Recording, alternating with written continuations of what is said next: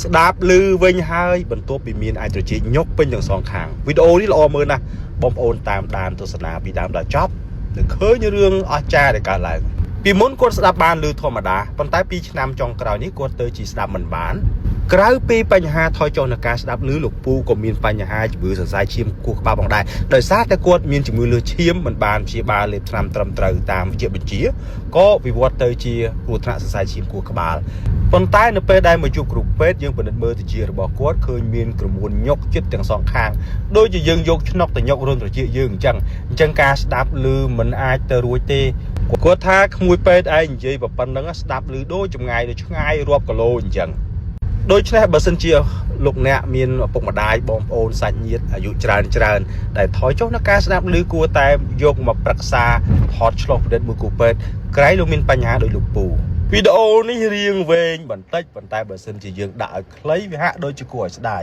ហើយមានបងប្អូនយើងមួយចំនួននោះគាត់សំណូមពរថាឲ្យដាក់ឲ្យវែងមកកុំដាក់ខ្លីពេកអញ្ចឹងវីដេអូនេះដាក់វែងជូនតាមសំណូមពរហើយប្រកាសជាមានអ្នកខ្លះគាត់មើលហើយអត់ដង្ហើមបដាអ្នកខ្លះមើលហើយហៀទឹកមាត់ក៏ខ្លាក់បដាហើយយើងមើលលទ្ធផលទាំងអស់គ្នានៅពេលដែលមុនយើងយកវាចេញហើយយើងយកវាចេញវាយ៉ាងដូចម្ដេចហើយយើងចាំមើលថាតើរុនត្រចៀកមនុស្សនៅពេលដែលយើងយកវាចេញទៅតើផ្នែកខាងក្នុងវាយ៉ាងដូចម្ដេចដែរបន្ទាប់ពីស្ទះចិត្តនៅក្នុងរុនត្រចៀកអស់រាប់ឆ្នាំទៅហើយវាមានរឿងអ្វីកើតឡើងបន្ទាប់ពីយើងយកវាចេញដូច្នេះរីករាយតាមដានទស្សនាទាំងអស់គ្នាហើយបើសិនជាចូលចិត្តជួយ copy ម្នាក់មួយមក share ម្នាក់មួយទៅដើម្បីចែកគ្នាបានទស្សនា